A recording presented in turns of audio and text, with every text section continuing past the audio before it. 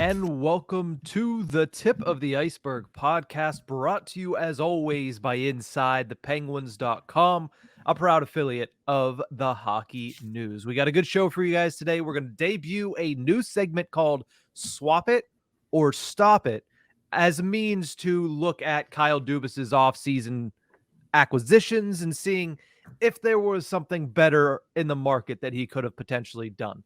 We're also going to talk about a couple roster battles, one being the third pairing left side between P.O. Joseph and Ty Smith, the second ever dispute between these two, I guess. I don't know. I was trying to make a boxing reference. It didn't work. But these two went up against each other head-to-head last year in training camp for that final spot. Joseph won out of auspicious circumstances. We'll see what happens in year two. We'll preview what could happen in year two between the two of them.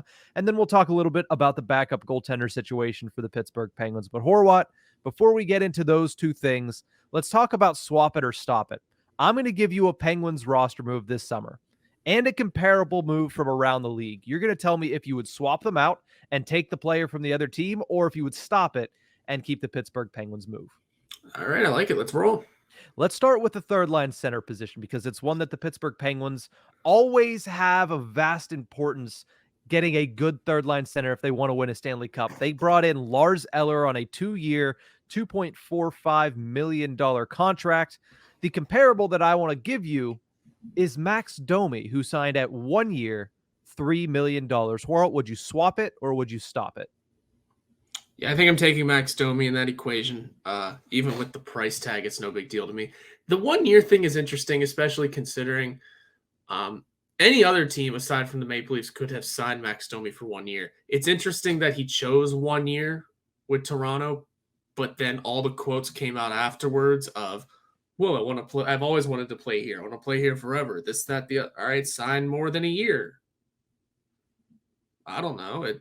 It doesn't seem very, at least in my eyes, genuine from Max Domi to Toronto, but also I'm not a big fan of Toronto right now. So, yeah, absolutely. I think I would take Max Domi on my team at that price. $3 million for Max Domi is a pretty good price to pay, especially compared to Lars Eller, who isn't going to bring that offense. We just know that. He'll bring that defense. That's perfectly fine. But that offense at just over $500,000 cheaper for an extra season, I think we're all taking Max Domi in that situation.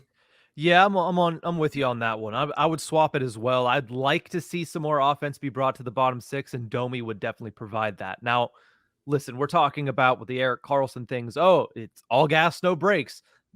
Bringing in Max Domi over Lars Eller would have really been all gas, no brakes, because Max Domi defensively, not that good. And by not that good, I mean his underlying numbers are pretty putrid when it comes to the defensive side of the puck. But at the same time, offensively, he's very talented when it comes to what he's able to do. We saw him succeed in Chicago at the beginning of last season. We saw him go down to Dallas and find a nice role in the bottom six there.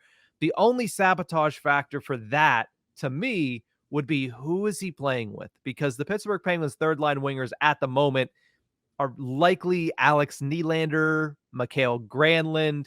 Would Domi really be able to have that same offensive impact alongside those two? That's the question that I ask. Whereas Eller does bring more of a defensive side of the puck. He does have some offensive ability, but he would actually round out the Penguins' bottom six maybe a little bit better than Max Domi ended up, considering who they'd be playing with. Yeah, but I think because thanks to the Karlsson thing, there's still so much up in the air with this lineup and its construction. And even this Drew O'Connor thing, there's still so much in the air with this roster construction that you don't know who he'd really be playing with. Plus, random butterfly effects. Maybe we also go out and sign someone else.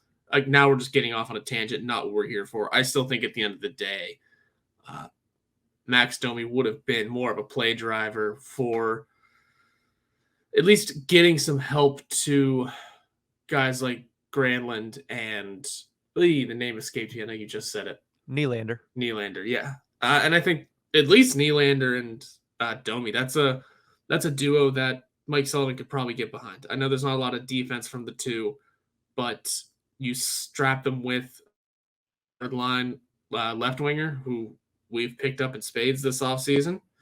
Maybe you've got something rolling there. There you go. Well, let's move over and talk a little bit about the defense here. The Pittsburgh Penguins went out and signed Ryan Graves to a 6-year, $4.5 million contract, the most money that they handed out this summer in free agency. But the New York Islanders also paid a lot of money to a defenseman in free agency. Scott Mayfield, 7-year deal, $3.5 million per year. Are you going to swap it or are you going to stop it? Graves for Mayfield. I think I'm keeping Ryan Graves around. It's something about Islander defensemen. First of all, you know they're good, right? That's fine. They don't leave New York, though. They don't leave the island. Lou Lamoriello's got a black hole out there that once you're in, and no news is getting out. But also, I'm very excited about what Ryan Graves is going to bring to the Penguins, and I'm not super worried about anyone else's defensive signings in the league. Ryan Graves is going to come in and immediately be the Brian Dumoulin replacement and might have a bit more of a scoring touch to bring along with him, despite the fact Dumoulin, picked up a career year in assists. But still, I think Ryan Graves is going to bring a bit more of a couple years younger, is going to bring a bit more of a consistent defensive output, and I'm looking forward to it. I'm not super worried about what everyone else signed for. In fact, I kind of ignored you say the price tag for Scott Mayfield. Yeah, I would stop it as well. I mean, you already know Yeah. how I feel, and everybody listening to this knows how I feel about Ryan Graves. I think the Penguins went out and they got the top name on the defensive market this summer, and that's something that they needed to do.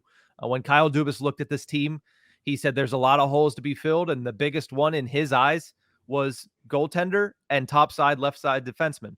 And that's exactly what he got from Ryan Graves as a top pairing defenseman to pair alongside Chris Letang. Now, 6 years is a long commitment for a defensive defenseman. Ryan Graves will be 34 years old whenever that deal comes to an end. For comparison, Brian Dumoulin is currently 31 years old, but at the same time, Brian Dumoulin had a lot more hard miles on him, at this point of his career than what Ryan Graves has at the age of 28. Brian Dumoulin underwent multiple lower body severe injuries, including tearing up some why am I'm blanking on a lot of words, but he tore his knee up in that Rangers series, and hence what you saw last season for Brian Dumoulin. Ryan Graves hasn't faced that type of injury as of yet. You just hope that in the next couple of years he's able to stay healthy while playing on the Penguins top pairing. Yeah, that, and if you really want to keep comparing it to the Scott Mayfield contract, Scott Mayfield is 2 years older and signed for an extra year. So he'll be 37 whenever that deal is done. And I mean, if you're pulling direct contracts, like doing one-for-one comparisons, like let's say this is exactly what the Penguins were going to sign. Sure, $1 million the $1 million saved could go a long way, especially in the situation the Penguins are in right now. But it's a full no trade for the first few years and then a modified. There's a lot that goes into that Scott Mayfield contract that not that it's going to be a disaster for the Islanders. It's going to work out great for them. But Scott Mayfield, again, he's an Islander. He doesn't strike me as working or fitting really anywhere else. And that contract is it's iffy regardless. And I think just Ryan Graves will work out in spades in Pittsburgh than Scott Mayfield would have. The two Islanders defensemen that I can think of off the top of my head that left the Islanders, one had a lot of success, one didn't. One was Travis Hamonic.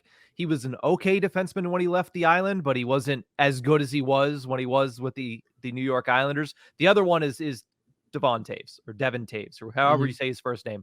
He's been very good for the Colorado Avalanche. But hey, listen, Scott Mayfield, if you look back at those series, I wasn't a fan of the way he played the game, but it was effective, and that's the reason that he was able to ink a long-term deal with Lou Lamoriello and the New York Islanders. Let's move over to the goaltending position, one that I'm sure a lot of people are going to have varied opinions on. Tristan Jarry comes back to the Pittsburgh Penguins on a 5-year deal worth $5.375 million per season.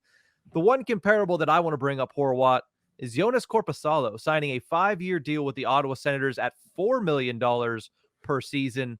Are you going to swap it or are you going to stop it? Jarry for Korpisalo. So here's one that I think I'm going to go with. I'm going to stop it again. I'm going to go with Jarry just for the sake of him being the better goalie. Not going to look at the contract too much. Not going to look at the injury history too much. Just kind of going to look at the sake of Jarry put up these numbers and Korpisalo put up these numbers.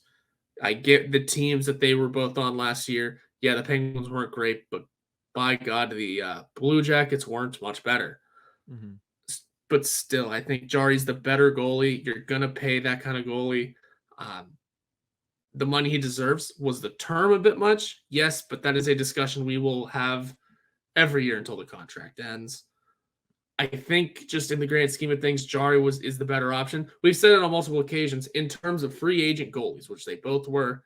Mhm. Jari was the best option available. The Penguins landed him. So unless you're finding a trade comparable, Tristan Jari was Tristan Jari is going to beat out every goalie option that was out there. Yeah, there hasn't been a trade. Like that's the Yeah. one thing. It would have been interesting to be okay, Tristan Jarry and his 5-year contract versus whatever the return was for Connor Hellebuck, whatever the return was for John Gibson. But because none of those goaltenders have been traded, it's not a comparable that we're able to make. But with Jonas Corposalo, I think we really need to understand the Pittsburgh Penguins needed a starting goaltender. And while Jonas Corposalo, he's going to be the starter for the Ottawa Senators this year, he hasn't been in his career. He Mhm. has never played over 40 games in a single season in his entire career, and he is 1 year older than Tristan Jarry. Even Jarry last season, a season that when you think about it, everybody thinks, "Oh, it was marred by injury. He missed so much time." Tristan Jarry still played 47 games last season. You're looking for a starter, and Jarry is a starter, whereas Corpusalo isn't. They signed for the same amount of time, Jarry for a million and some change extra. I think the Penguins got the better of these two deals, especially when you look at the fact that Tristan Jarry is a two-time All-Star. Corpusalo has never been to the All-Star game. Jarry's save percentage was 915 over the past 4 seasons. Corpusalo is 902. And Mhm. when you look at goals saved above expected, which tries to take out the actual defense in front of them, Jonas Corpusalo is negative 18.9 over the past 4 seasons. Tristan Jarry is plus 40.6. So, much better goaltender, and the contract is not that much more severe for Tristan Jarry over Jonas Corpusalo. So I agree with you. I'd stop it and I'd keep Tristan Jarry in this scenario. Yeah, if it was still uh pre free agency, maybe there's a bit more of a discussion to be had here because uh obviously things weren't set in stone. We haven't had uh the press conferences of everyone being super confident in Jari and his abilities. It would have just been more of a well, we're all in the mindset of we need a new goalie. Uh, Now that the Penguins have stuck around with him, I think we've all kind of settled into he's the guy. Everyone is confident in him, and let's go forward with it. Mhm. So I think maybe if we have this discussion in June at some point, maybe the outcome's a little different. But for now, this is just the way we see it. Yeah, and a big part of this is, and this goes for every conversation we have in this segment, is the contract that was signed. If you would have told me, hey, Tristan Jarry at this contract or Jonas Corposalo at a contract for a 1A, maybe a $3.5 million contract, the same thing Jarry was just under for lesser term, maybe it becomes a discussion because then you say, okay, if you could do that, maybe get another goaltender to be a 1B, and then you have a little bit of a different, you know, viewpoint of it. But at the contracts that were signed, I don't think it's a question that Tristan Jarry, at the moment, obviously things can change as the season progresses, but at the moment, it looks like the Pittsburgh Penguins have the better of the two contracts, at least looking at it at this standpoint from this certain point in time. Yeah, that's what it is. It's the Penguins have uh, achieved the better goalie in the grand scheme of things. Just looking at the numbers too, it's just the way it is. Mhm. Well, let's finish this one off with the second line left wing position. The Pittsburgh Penguins went out and acquired Riley Smith via trade. He has 2 years remaining on his contract at $5 million per year. The Penguins acquired him for a third round pick. Meanwhile, another one for the Toronto Maple Leafs, the Tyler Bertuzzi goes to them for 1 year, $5.5 million. So Riley Smith versus Tyler Bertuzzi, Horwat, would you swap it or would you stop it? I think I'm going to keep Riley Smith. I know it was a trade that was basically for nothing. It was essentially a signing. Um, but Tyler Bertuzzi is just, I don't want to say still unproven, but he's never struck me. Yeah, struck me as a guy that has a label, really. I think there's still more that needs to be grown there. Whereas Riley Smith, you know what you're getting. You're getting a championship pedigree right away. Obviously, he still uh, has that Vegas stink on him, which is a good thing coming into this year. I Mhm. think he's going to be just that Jason Zucker replacement, that easy 1-for-1 of we got Riley Smith in because Jason Zucker was on his way out.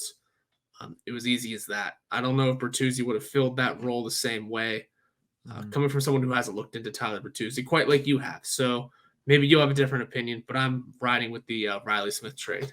Yeah, this is the closest one in my eyes because I will Riley Smith and Tyler Bertuzzi, I think, are both pretty good at 5-on-5. I think both would be really good alongside Evgeny Malkin. The biggest issue for me is Riley Smith can play the penalty kill, whereas Tyler Bertuzzi does not play penalty kill. Mm-hmm. That's the one sabotage factor for me is that, listen, while Riley Smith comes in and yes, he might not have as high of upside. Yes, he's a little bit older. Yes, he has a longer contract than Tyler Bertuzzi by 1 year. He is able to play that penalty kill, which I think is going to elevate Brian Rust on the other side by default when Rust doesn't have to play as much time shorthanded. But I would still, in the grand scheme of things, looking at this, and it might just be my personal opinion because I have a little bit of a bias. I really like Tyler Bertuzzi as a player. I would swap it mainly because Bertuzzi is younger. He plays with much more of an edge than Riley Smith does, and I think that's something the Penguins need more of in general. So bringing that in, I think, would be really good alongside of getting Malkin. And I think he does bring a little bit more offensive pop to the top of the Penguins lineup. If you look at the last 2 seasons, Bertuzzi has 92 points in 118 games. Smith has 94 in 134. They're really similar in that aspect. But when I look at what Tyler Bertuzzi was able to do when he left Detroit and went to Boston last summer or last spring, I guess I should say, that's what really showed me, okay, this guy is ready for the limelight. This guy is ready to play with superstar talent. Not that he wasn't in Detroit. Dylan Larkin's really good. Lucas Raymond's really good. But you saw when he went to Boston, all of his underlying numbers absolutely exploded. And himself, as far as an offensive threat, that exploded as well. I really liked what I saw from him. And at 1 year, $5.5 million, you're buying, like you mentioned last week, a 1 year deal. What's a 1 year deal? If it doesn't work, let it go at the end of the season. And at a younger age, I think that's somebody that could be part of the Penguins' future and could help extend this window more than if Riley Smith comes in and is unable to really recapture what he's been able to do in Las Vegas. So it's interesting. Clearly, Tyler Bertuzzi just wants to play for original six teams, I guess. But I would swap it. But again, there is a sabotage factor in that Riley Smith is going to help Brian Rust by the fact that he plays the penalty kill. Yeah, I think the ripple effect with Riley Smith might be better and Mm-hmm. bigger than what Tyler Bertuzzi could bring. Because again, 1 year deals, where 1 year deals, sure, I'm very open to signing many of them and just seeing what you can do. The issue with them then becomes you're not building great.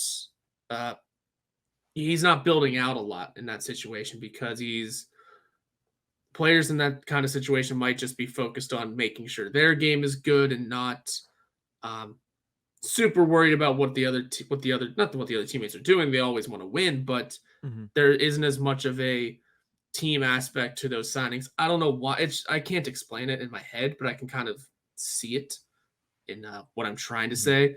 Essentially, whenever you have multiple years, you know you're going to be there for a little bit, whereas one, you're just trying to prove yourself, Mm-hmm. uh, and that's your main focus. I think, especially especially when it's Toronto that you're signing with. 1 year in Toronto, what exactly are you trying to prove? Because that's a team that, I mean, we're not here to discuss the Leafs, but they have to figure a lot out quickly, to say the least. Mm-hmm. Uh, and it seems like a weird situation that, and if we're going to bring it back a little bit, that both Bertuzzi and Domi would sign there. And I get Domi's situation. That's just where he wants to play. But for Tyler Bertuzzi, I mean, you had an opportunity to go anywhere, and where do you fit in that lineup? They're stacked to the gills of $10 million players that might be running the room. We don't know what this team is doing. It's weird. Mm-hmm. So I wouldn't have joined that team if I was him, but that's just me. And as for Bertuzzi and Riley Smith here, I'm still keeping Riley Smith. I think he's going to bring more of a positive aspect to a locker room that genuinely needs it. Yeah, with the whole Toronto situation, the way that I would see it if I was Tyler Bertuzzi, and I honestly I would go sign there as well, especially considering when you look around the league at how many players. I mean, Jason Zucker's another example. They signed a 1-year deal. They said, you know what, we're playing well. I mean, if you're Bertuzzi, he had a really good finish to the season. If you're Jason Zucker, he had his best year in Pittsburgh last season. We're going to sign a 1-year deal, make a good amount of money, but really try to put ourselves in a position that we're going to be able to succeed and then really capitalize it next year and hope that the salary cap goes up and people are more willing to go out and pay those long-term higher paying deals. So if you're Bertuzzi, you get an opportunity to maybe go play with Austin Matthews. And yes, there is a chance to win a Stanley Cup with that team because, as we know, that team is going to be one of the best teams in the regular season. And they have the star power, and they got over the hump last year of actually winning a single playoff series. So maybe you go there for the hopes of a Stanley Cup and playing with a really good player and then maybe cashing out that following year. So I agree with, I would have probably chose Toronto over Pittsburgh personally in that aspect, because when you look at Pittsburgh, they do have, same thing as Toronto. They have a lot of top 6 talent. But honestly, when it comes to the two of them, I probably would have swapped it to take Bertuzzi, but at the same time, I'm not mad at having Riley Smith because I think that he's really going to be a good fit for the Pittsburgh Penguins. But we're going to take a quick break. When we return, some roster battles for players that are actually on the roster, talking P.O. Joseph versus Ty Smith next here on the Tip of the Ice-Burgh.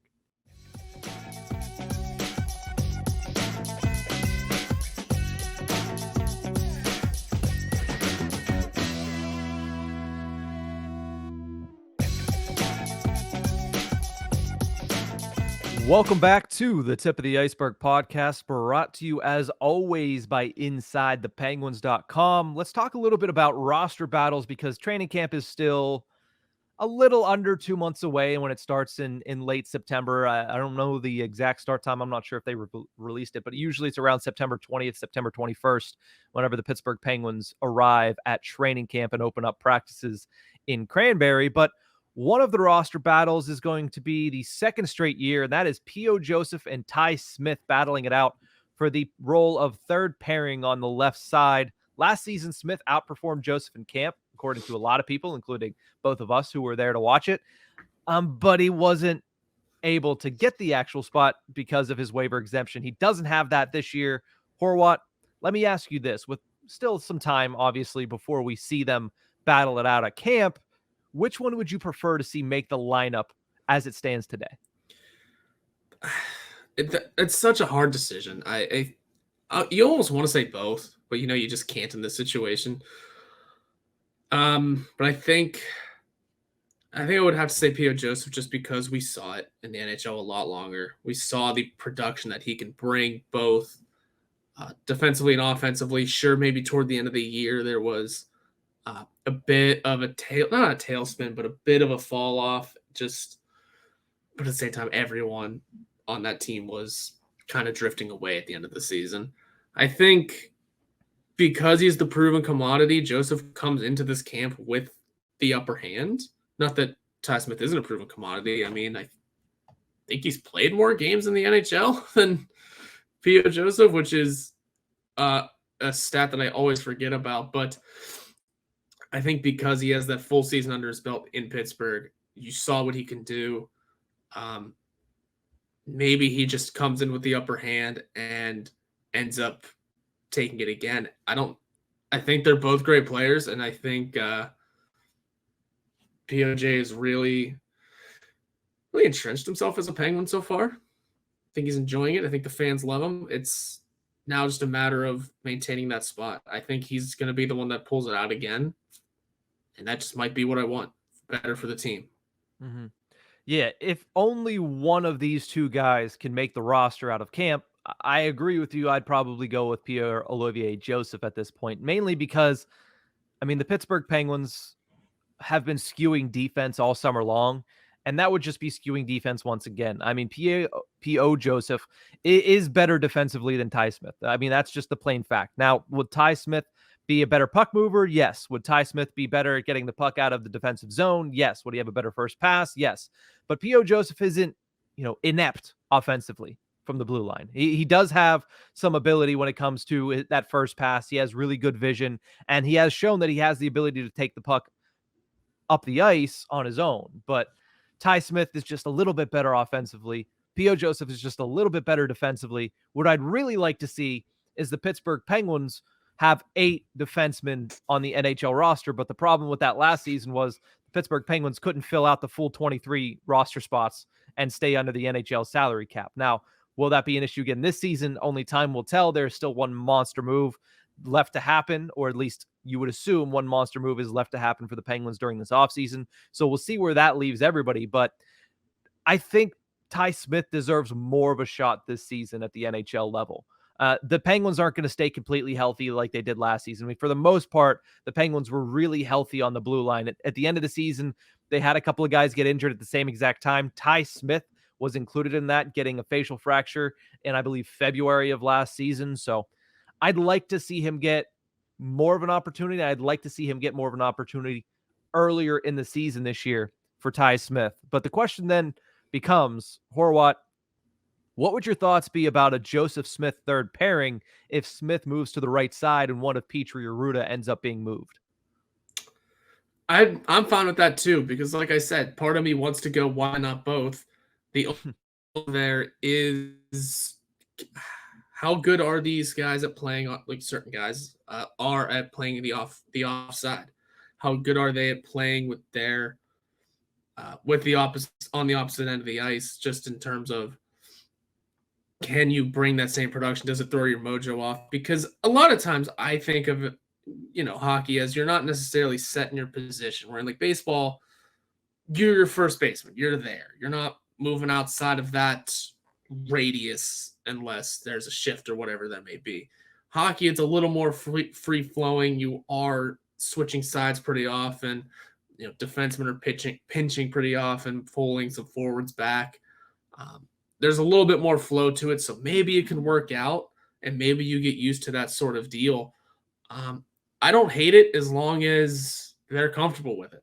I guess that's kind of the conclusion I would have to come to there, just because there is a lot of flow in hockey, and it's just a matter of comfort especially for a 22-year-old, maybe 3 now, but still, that's very much a comfort thing for Ty Smith.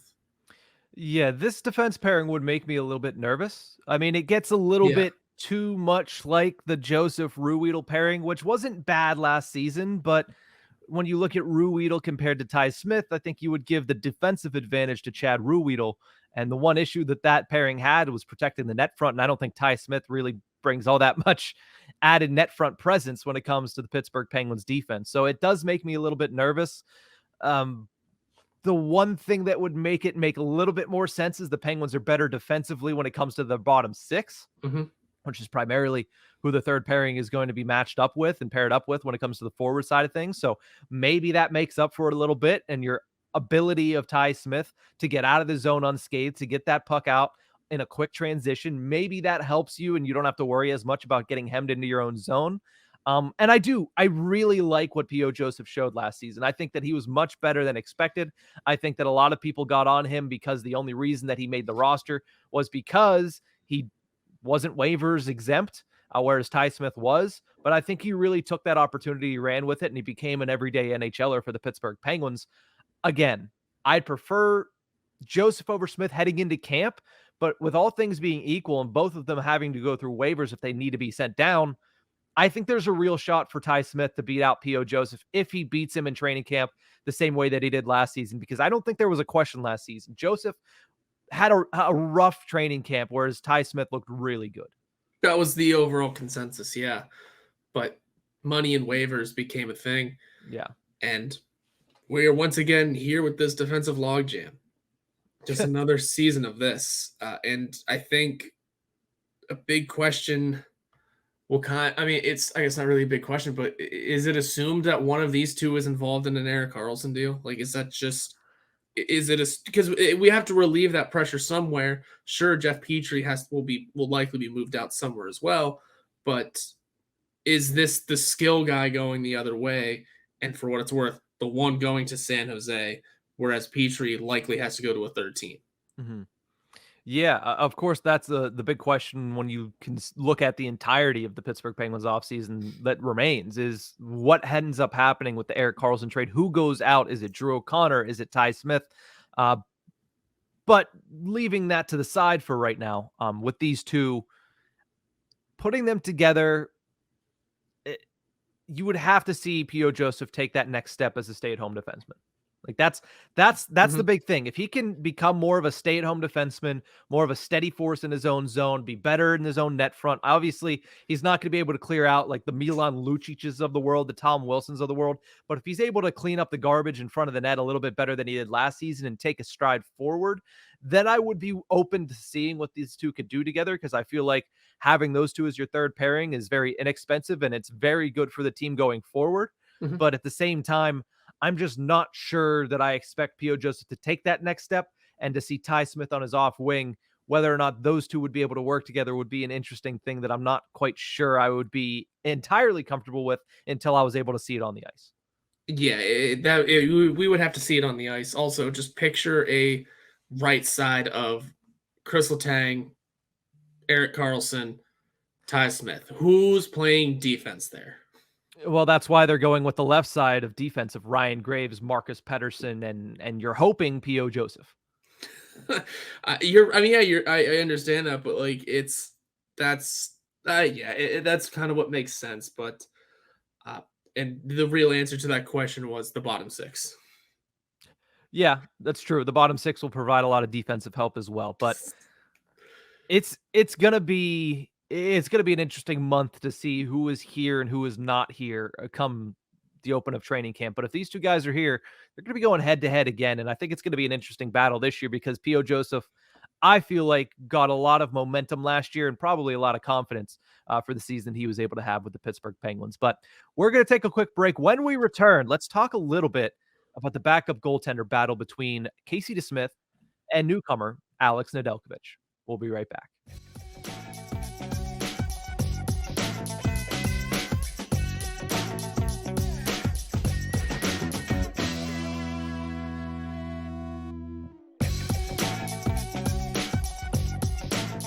Welcome back to the Tip of the Ice-Burgh podcast, brought to you as always by Inside the Penguins. Of course, the Pittsburgh Penguins have about 6 or 7 goaltenders at this point. All of them, I wouldn't say around similar levels. Obviously, you have Tristan Jarry, who is undoubtedly the starter. Then you have tier 2, which is Casey DeSmith, Alex Nedeljkovic, maybe Magnus Hellberg included in that tier. And then you have tier 3 with your Garrett Sparks, with your youngsters in Joel Blomqvist, in Taylor Gauthier. I'm missing one. They signed somebody else, I'm pretty sure, but somebody else is down in the minors. But really, the backup goaltender position is going to come down, at this point, it seems, to Casey DeSmith and newcomer Alex Nedeljkovic. This is, DeSmith, a lot of people want to see him gone.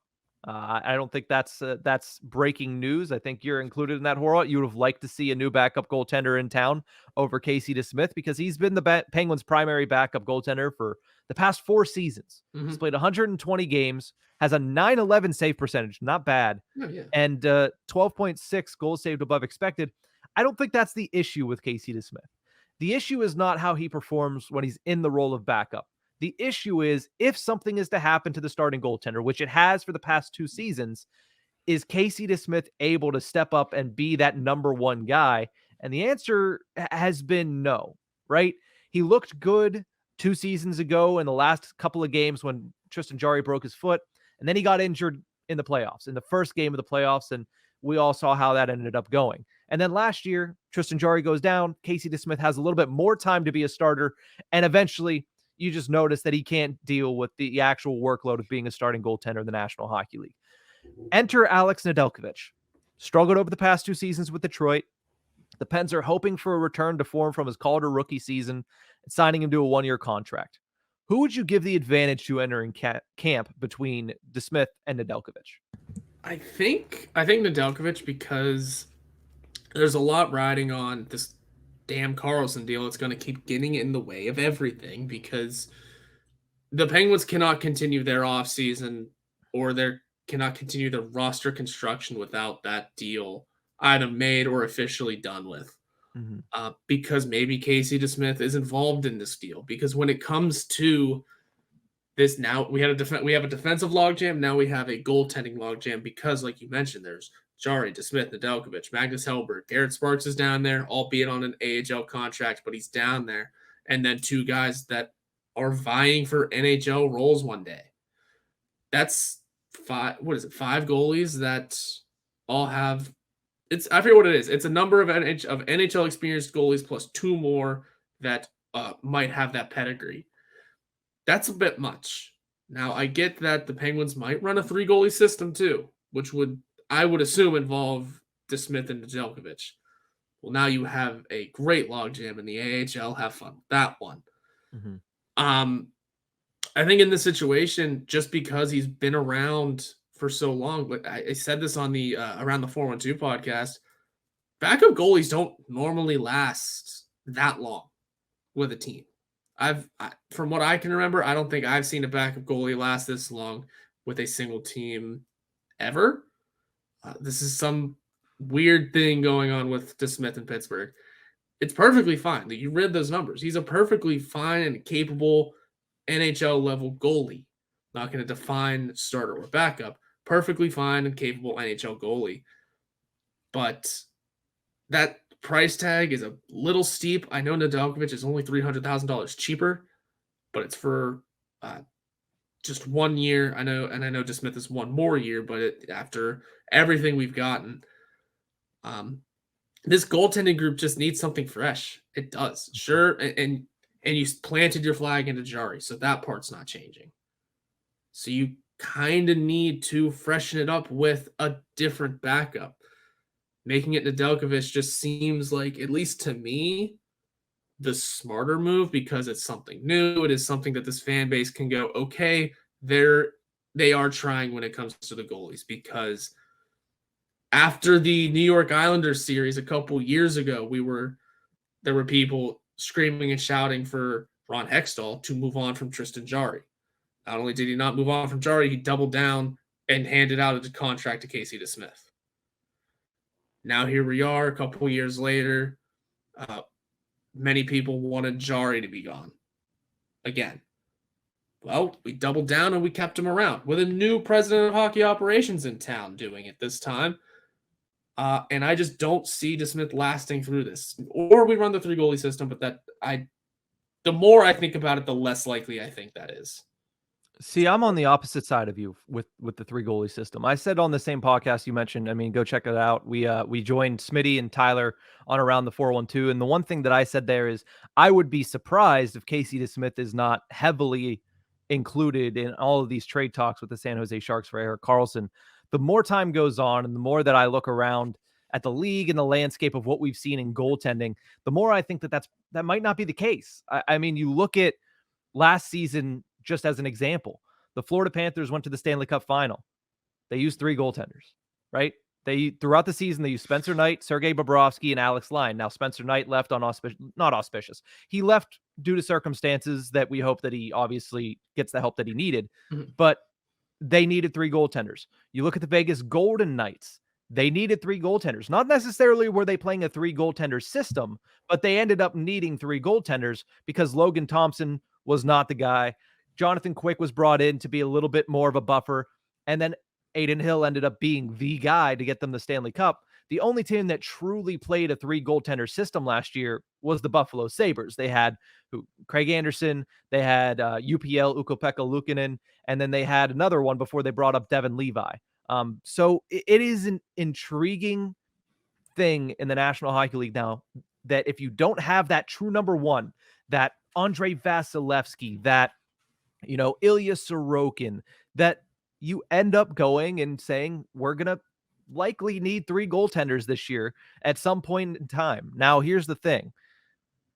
If you roll the dice with the 3 goaltenders, DeSmith and Nedeljkovic all staying on this team going into the season, I don't think they keep all 3 up at the NHL level, but I do think that they try to send one down through waivers. And that might be why you bring in Garrett Sparks, Magnus Hellberg, because if one gets claimed on waivers, you have that other NHL type goaltender that's a little bit better. I would say Hellberg is a better option than you've seen in the past with a Dustin Tokarski, with a Louis Domingue, with a Maxime Lagacé. I think Hellberg is a step above those guys, which is Mhm. why he was brought in to be that number 4 and that in case of waiver claim between DeSmith and Nedeljkovic. Break class in case of waiver claim. Um, Yes. don't forget the Carolina Hurricanes running a 3-goalie system too. They're like the Yeah. first team I always think of when it comes to it because those are two legitimate starters in Anderson and Kochetkov, and then a 1B in Antti Raanta. But also, you're right about the waiver claims thing because as we were discussing Jonas Korpisalo, whenever I pulled up the Ottawa Senators cap friendly page, he's their only NHL level goalie under contract. They're going to need one. And if one hits waivers, boom, there's your backup. I would assume because of the recency of the signings of Nedeljkovic, we could throw Hellberg into this list. Those two are not going to hit waivers. I mean, Hellberg probably won't, period. But those two aren't going anywhere. If anyone's hitting it, it's thanks to the older contract because I always feel weird about signing a guy and immediately losing him. Mm-hmm. I would assume that it is DeSmith that gets placed on waivers. Sure, the contract is a little more beefy, but the Senators have the space and they need a backup goalie, even if it is just for a single season. Plus, running a 1-2 punch of Korpisalo trying to prove his worth as an NHL starter to DeSmith as a backup.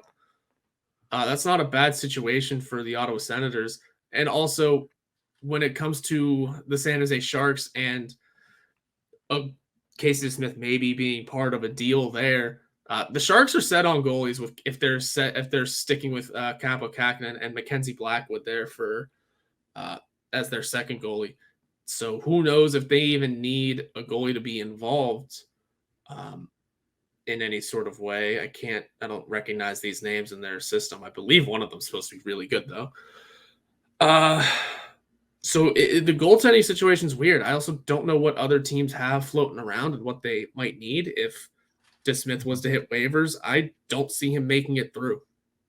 So we might just be down to only having 2 goalies anyway. Well, here's the thing. The waiver period doesn't go into effect until 12 days before the start of the regular season. So there is a chance that the Pittsburgh Penguins could say, okay, we know who's won this battle, whether it be DeSmith or whether it be Nedeljkovic, with about 2 weeks before the season, say, okay, the waivers go into effect 12 days before. We're going to send this guy down now. And then you're going to have to deal with it during the season if something happens and you have to bring them up. But you don't necessarily have to force somebody through waivers before the start of the regular season if you make that decision with more than 12 days before the season begins. But when it comes to the two of them and who I give the advantage to entering camp, I would say it's Casey DeSmith. Simply because, while yes, DeSmith showed that he can't fill in an injury situation for a long period of time last season, he has still performed better over the past 2 seasons than Alex Nedeljkovic. And he's been here, which let's not discount that fact when it comes to who Mike Sullivan would want as his backup on opening night. His numbers altogether aren't bad, especially when he's a backup, like we mentioned. So I think that going into camp, I would give the advantage to Casey DeSmith, but I do think it's a true competition in that if Nedeljkovic outperforms him, I don't think that he could just rest on, hey, listen, I've been here longer. They're probably going to stick with me.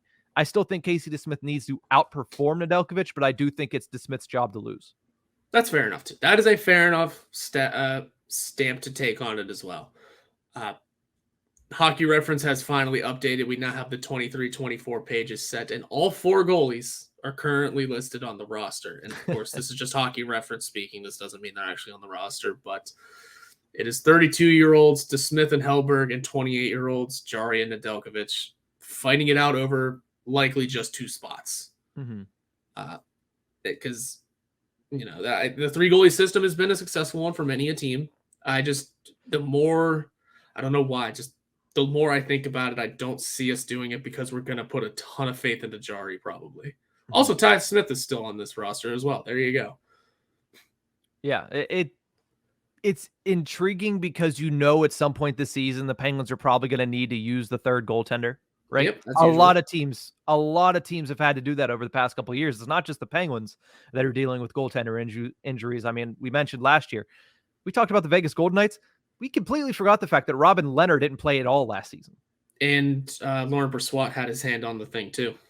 Exactly. So, you need more than 2 goaltenders at this point in the NHL. And the Pittsburgh Penguins are stocked up and ready in case something does end up happening. Knock on wood, Tristan Jarry said he's 100% entering the season. You hope that ends up being the case. But the other thing about the 3 goaltender system you mentioned there, I mean, Ty Smith, are you going to bury him in the minors again? Are you going to bury Mark Friedman in the minors again? Do you want to play with just one extra defenseman as a healthy scratch? Do you want to play with just one extra forward as a healthy scratch, or do you want to take multiple guys in case of injury? That becomes a really interesting question for the Pittsburgh Penguins and what they end up doing and how they end up constructing their roster out of training camp. But we still have a couple months until then. We still have a lot of stuff to discuss when it comes to the offseason. Obviously, not very much news happening, but you know what? We're here anyway. We talk Pittsburgh Penguins hockey twice a week on the Tip of the Iceberg, 3 times a week extra on Penguins to Go. We are going to take a quick break just as a programming note. We will take a quick break in August between, I believe, the 9th and the 20th. There will be no new episodes of the Tip of the Iceberg or Penguins to Go. And we'll be back that following week with, again, 5 episodes a week as we've been doing this entire summer. But that is going to do it for this episode of the Tip of the Iceberg podcast. Thank you guys so much for tuning in. We'll see you next time.